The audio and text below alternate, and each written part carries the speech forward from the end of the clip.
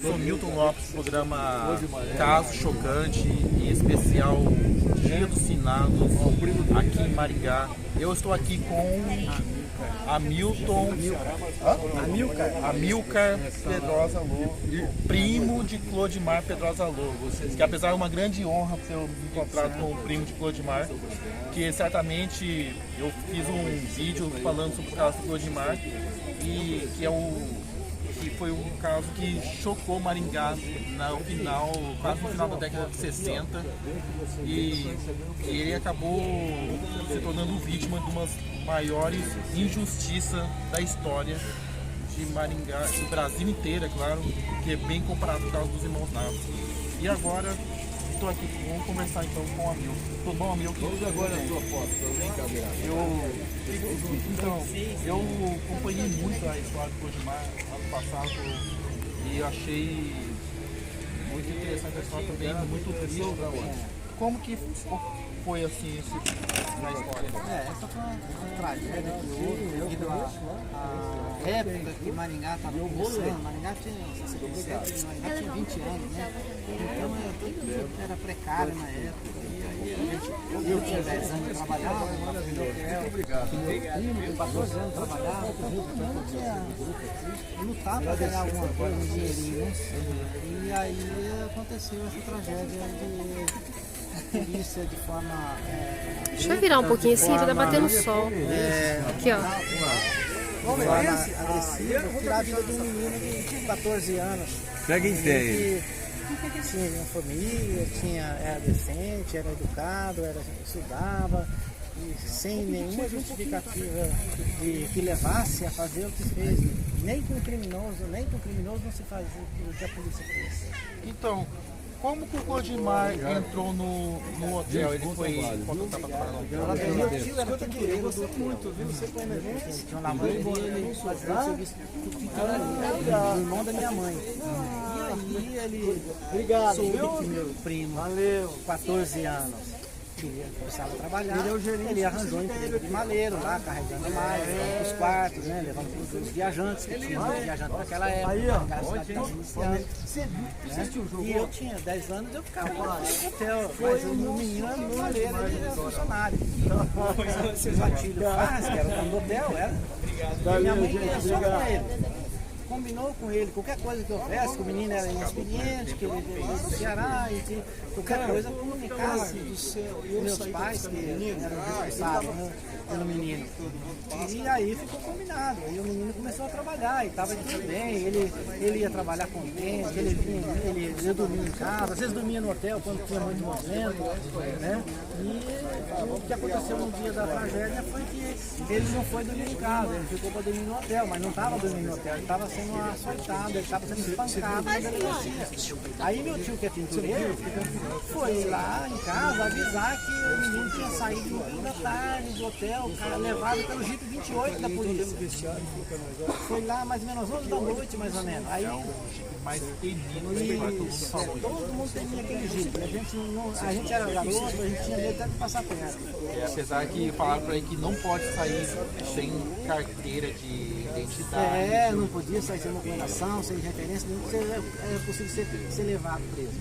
E eles espancavam mesmo. E aí meu tio tintureiro foi em casa avisar meu pai, e aí meu pai pegou e se deslocou até a delegacia. Até nosso carro foi junto, era meia-noite, nós vamos subir uma avenida Paraná.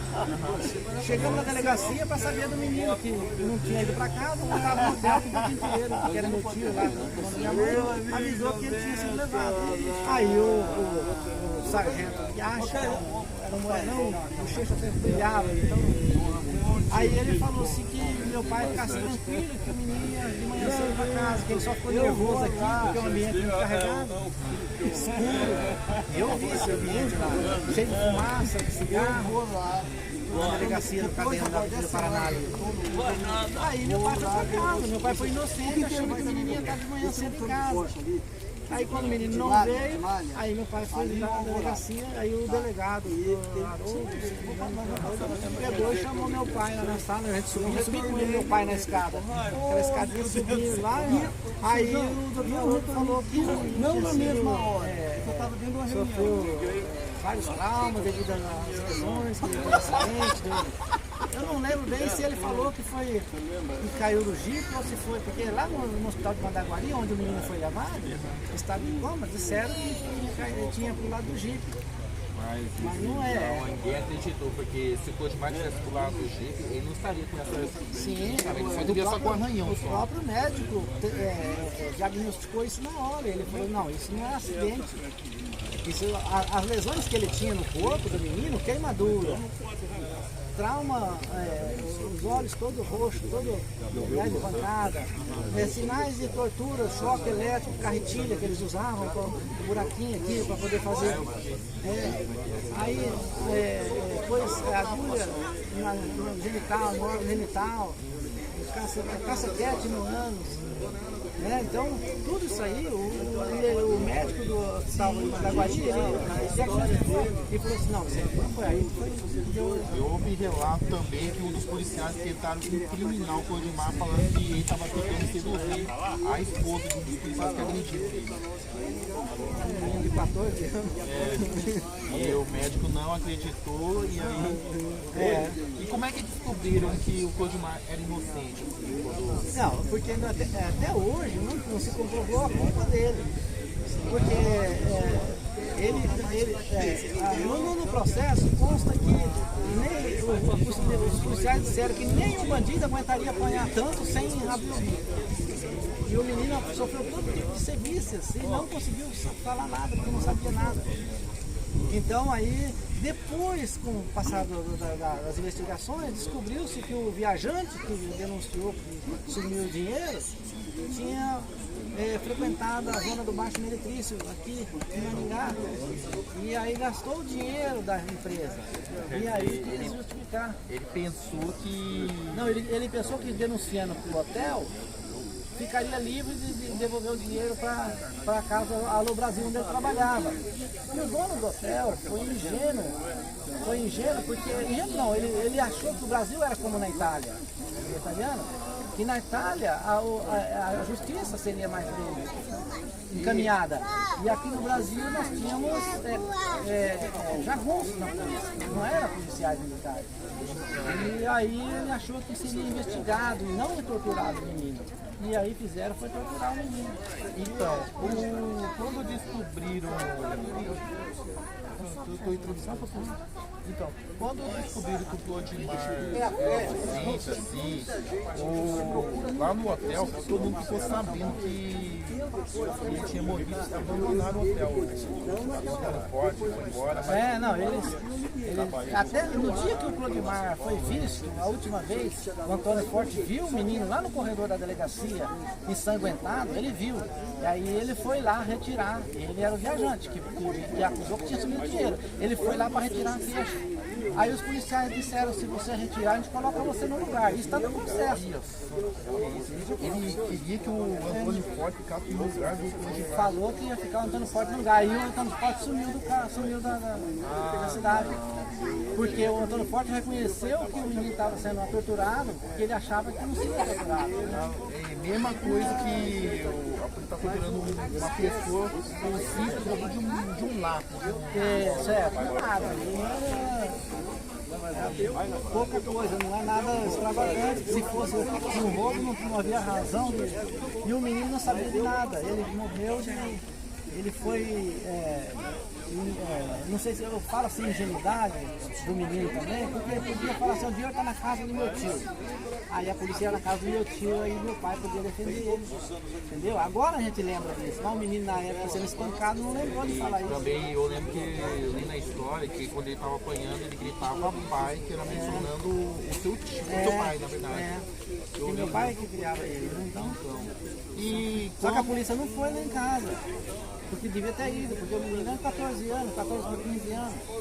Devia ter ido lá em casa investigar melhor isso aí. E houve relato que quando o Clodimar morreu, vários moradores de Maringá apedrejaram a delegacia. Não, a gente ficou com vontade. Eu passei na frente da delegacia na época, o caixão foi a pé da avenida da rua Oswaldo Cruz, onde morava, subimos a Avenida Paraná, o caixão foi a pé. E eu tive vontade de pegar uma pedra e jogar na polícia, mas estava um cordão de policial com metralhadora, tudo apontando para o chão. Tinha um cordão de policiais assim. E a gente ficou com vontade mesmo, todo mundo ficou com vontade. Mas aí, como a gente é família evangélica e a gente preza pela harmonia, pela paz, tal, então a gente não apelou para isso. Mas se a gente fosse uma família que não tivesse esse princípio, a gente tinha dado início a uma tragédia maior ainda, né? Porque atingia os policiais que estavam lá, que não tinha nada a ver com o carro.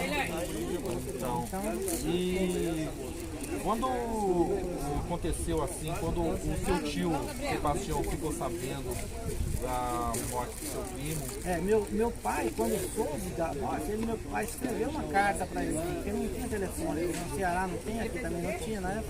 Então meu pai escreveu uma carta para ele. Aí ele pegou e arrumou as malas lá e veio para cá. Quando ele chegou aqui, o dono do hotel fugiu para a Itália. Foi embora, passou 2 anos fora. E o hotel ficou totalmente vazio? Não, o hotel ficou sendo gerido por outros representantes lá, né, outros gerentes lá, né? O outro funcionário que acusou o Clodimar, o Antônio Forte, também fugiu também? Ele fugiu de Maringá também, né? Aí fugiu quando começou a abrir um negócio de inquérito policial aí, sim. E os policiais que torturaram o seu primo, eles fugiram de Maringá quando ficaram sabendo que o menino era inocente? Eles fugiram e foram para Imperatriz, no Maranhão. Só foi descoberto alguns tempo depois pela Polícia Federal. E foi Capitão Richard, se não me engano, ele da Polícia Federal, foi encontrar eles dentro de um canavial lá em Imperatriz do Maranhão. E falaram que eles seriam julgados aqui em Maringá. Eles queriam julgar em Curitiba, aí depois foi exigido que viesse aqui em Maringá. Eles vieram, eu estava lá no fórum na época. Mas o pessoal estava querendo lixar eles, queriam lixar. Aí quando eu me lembro que eles enganaram meu pai não, todo mundo na época, falaram assim, ó, vocês saiam daqui que eles vão sair daqui, que o julgamento já aconteceu e ele vai sair por aqui, por essa porta. Aí foi que encheu a multidão aí, eles saíram por trás. E como meu pai é pastor, e aí ele é pastor evangélico, e aí ele ficou mais afastado. E eu fiquei junto com meu pai. Aí a gente ficou mais afastado, os caras saíram aqui do lado da gente. Aí meu pai falou assim, ó, eles estão saindo por aqui, ó. Aí a multidão veio tudo, eles entraram no Fusquinha vermelho, que estava no fundo do fórum ali, de Maringá. Entraram no Fusquinha e se mandaram, ninguém nunca mais viu. Só foram expulsos da polícia. Tá vindo um preto aqui, será que tá continuando a filmar? Deixa eu ver. Não, pode continuar sim. Então, E aí ninguém mais viu e eles nunca mais teve notícia deles mais. Né? E meu tio ficou aqui procurando, esperando o dono do hotel chegar. E ele, meu tio, como a gente tinha um poço artesiano na minha casa, na casa do meu pai, que distribuía água para a Vila Sete inteira, uma caixa de água enorme. E aí meu tio era o cobrador do tiquezinho de água, né? E aí ele andava com a bolsinha sempre, aquelas bolsinhas de plástico, simplesinha, mas com 38 e uma peixeira dentro. calculando. Ele falando assim, não, dia que ele voltar eu já tenho aqui para ele. Né? Aí no E dia. ele voltou 2 anos depois. 3 anos, cara. 2 anos depois. Foi em 70, que eu vi na história. Que Então, mas foi em novembro de 67 a morte. do Clã de 80, que foi o Atílio Isso, Paz. então, é 2 anos e pouco, quase 3 anos. Aí o Atílio Paz voltou para o Brasil. Voltou para o Brasil e ele entrou no hotel de novo. E meu tio era titular ainda do hotel. Aí ele falava pro meu tio, ó o que eu tenho, eu trouxe pro Bahia, pro cearense lá. Mostrava uma Mauser alemã, né? Falando que ele tinha como se defender com aquela Mauser. E aí meu tio titureiro falava pro meu tio isso aí, cearense. Falava pro meu tio cearense, ó, o dono do hotel tá aí, voltou, mas ele tá preparado, ele tá com arma, ele tem uma Mauser, ele fala, ele mostra a Mauser que, quer dizer, ele não mostrou nenhuma humildade de chegar e falar que foi um erro e tal, pedir perdão, né? Ele chegava e ainda falava assim, ó, eu tenho uma Mauser, o que eu tenho pro cearense aqui? Ah, então ele estava planejando matar o Sebastião. Não, ele não estava planejando matar, ele só para se defender. E ele tinha uma Mauser para se defender. Então ele falava assim que não tinha medo do seu Sebastião. Só vamos lá que eu vou comprar. É como se ele dissesse, eu não tenho medo dele, pode mandar ele vir. E aí meu tio cometeu um crime de forma ilegal, de forma que seria preso, seria condenado, e no final ele foi absolvido nos 3 julgamentos que teve. Pois é. Porque houve uma alegação do advogado Dr. Elídio na época, foi a tese levantada por ele, que foi coação popular e irresistível. Porque o juiz queria colocar que tem, para ter coação tem que ter um coator. Quem era o coator? Não teve, ninguém coagiu o meu tio a cometer o crime. Aí foi alegado que foi o povo que exigiu. Porque a população exigiu que o meu tio fizesse o serviço. E o meu tio fez, que chegavam mulheres na casa do meu pai, que eu vi, eu estava presente, eu vi, ela falava assim, ó, seu Sebastião, se o senhor quiser eu troco a saia com as calças suas. Eu faço o serviço do seu lugar. E aí meu tio vivia naquele drama de querer fazer o serviço para poder limpar a honra da família, limpar... Então, e foi quando falaram para ele que o Atílio tinha um inimigo, assim, que deu informação pro Sebastião, assim, por aí. Não, a gente não sabe disso não, que tinha nenhuma, a gente não tem esse conhecimento de que tinha um inimigo. Talvez seja o meu tio tintureiro que trazia informação do que estava acontecendo no hotel. Né? Por exemplo, o meu tio tintureiro, que é irmão da minha mãe, ele levava a informação que o Clodimar foi levado num jipe. Seu tio Esse irmão da minha mãe é Silvio Gonzaga de Souza. Faleceu agora recentemente, ele faleceu de moto.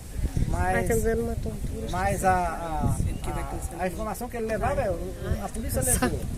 O menino não voltou para cá, para o hotel. Não está aqui em casa, então eu estou atrás. Meu pai foi atrás para saber. Então talvez seja essa pessoa que levava as informações. Chama aquele senhor ali para segurar. Então, e no dia Eu vou chamar aquele senhor, chama ele para mim. o Sebastião foi lá na Avenida São Paulo. Não, esse aqui, ó. Esse senhor de boné aqui. No Brasil. Do lado da gente ali, tinha uma casa Arapuã, tinha um ponto de ônibus. Naquela época o ônibus passava ali no Brasil. Então tá. Então, voltando à informação, então ele acabou atirando no... Aí ele, como ele andava sempre com aquela pastinha dele, ele falava que ia fazer cobrança e saía. Dói tanto, né? E aí ele passava no centro, o cara descia, que ele ia no... E eu tenho na minha perna, ele morava no edifício Pinha Rego, que fica ali na esquina, na rua... Não sei. Na Gilberto Carvalho, Ele falou, Gilberto Carvalho, esquina, acho que tem Piratininga, se não me engano. ele é do canal do YouTube. Sempre o Atílio ia ali naquele horário, sempre. Aí um dia ele pegou e parelhou com o Atílio, segundo o relato dentro da família lá, que parelhou com o Atílio. Diz que ele perguntou se ele conhecia, né? Mas não sei, isso eu não sei se é verdade, se é verídico, porque ele mostrou a foto do menino e perguntou se conhecia, não esperou nem responder. E atirou, né? Então, quer dizer, dizem que ele mostrou a foto do menino, mas não sei se é verdade, não. Teve outra informação, perguntou assim, você que é o Atílio Fett, e o Atílio perguntou sim, e ele sacou a arma e atirou. Isso, tem uma conversa assim, que ele chegou a conversar com o Atílio, eu não sei o tipo da conversa, e aí ele atirou e ainda no chão e ainda deu um tiro em todo mundo. E aí ele foi e se entregou na esquina ali ainda. O policial ficou muito assustado, o policial de trânsito que estava ali, ficou muito assustado quando ele foi entregar o revólver. Ele fez bobagem que ele se entregou e aí ficou preso 2 anos aguardando o Também julgamento. tava as impressões do policial também. Ele podia ter evadido e se apresentado 24 horas depois, que não ficava em flagrante aguardando o julgamento 2 anos. Então, 3 anos depois, ele foi preso por quantos anos? Ele ficou preso? 2 anos e 2 dias, se não me engano. 2 anos e 2 dias. E aí ele acabou sendo libertado. Aí ele libertou, foi em casa, a gente fez um churrasco, uma macarronada, minha mãe fez lá, e aí ele foi embora. Ele foi embora de Maringá e levou os problemas com ele, né? Porque assim, levou a mulher louca, ficou louca, e ele ficou com aquele trauma todo de ter ficado preso 2 anos, né?